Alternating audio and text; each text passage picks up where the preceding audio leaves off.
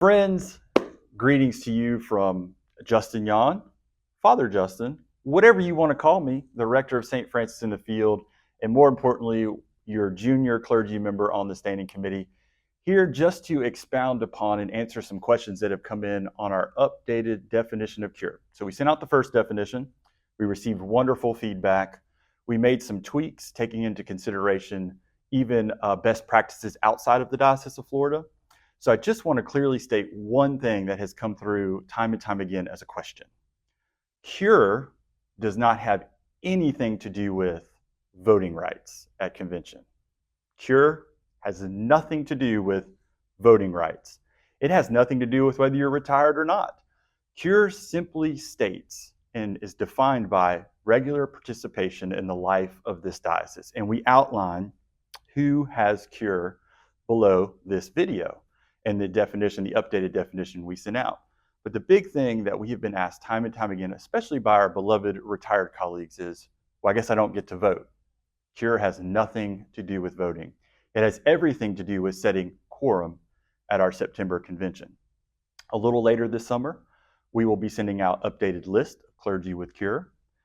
Check that criteria, particularly if you are a supply priest and you want to count towards cure. So maybe you're canonically resident, for example. So you're a canonically resident retired priest of the Diocese of Florida. So you're canonically resident, which automatically means you can vote, but you may not have cure if you're not maybe regularly supplying. We have defined regular participation to be at least participating in a vested capacity in a service at a church. So if you're a supply priest, you might do that. You may not go once a month. You might hit 12 in 3 months.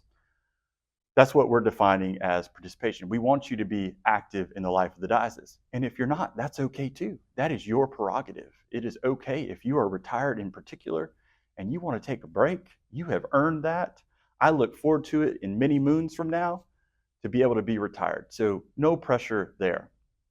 And remember, if you are retired and you want to switch your canonical residence, which this has nothing to do with cure, but I want to segue into canonical residence for a second. If you are retired out of another diocese, it is best practice for you to contact that diocese before you transfer to us, because they may have stipulations based upon your retirement or a practice that could prevent them transferring your letters demissory, which is the Episcopal way to move residency, to us in the Diocese of Florida. So if you're retired and you want to switch your canonical residence to Florida, you may be best and well advised to check with that diocese you retired in before requesting from us to have your letters demissory changed. Now, one of the questions that came up as well related to cure also had to do with canonical residency. What is the process for canonical residency? I'm going to be frank. We don't care about the past practice. We are trying to live into best practices within the diocese. If you would like to be resident in the Diocese of Florida, please let the president of the standing committee know, Teresa Siegel, Mother Teresa, and we will initiate that process and be in touch with you with anything that we need. You can also contact Deanna Peck in the diocesan office, which is where I am, actually. I'm in one of the wonderful conference rooms here around this beautiful cross. If you want to be a part of our life, we want you to be a part of our life. And we will do the normal processes that we have to do, make sure there are background checks and all the things that clergy are obligated and participate in every diocese. But the process of becoming canonically resident is not going to be cumbersome. If you are here and you are working, we want you to be a part of our life. And especially if you are a head of a congregation and you're not canonically resident.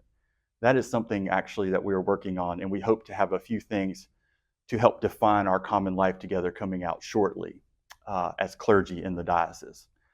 So what I'll leave you with is, if you have any questions about cure does not equal voting rights. Cure does not equal voting rights. I just need to say that because that is the number one question.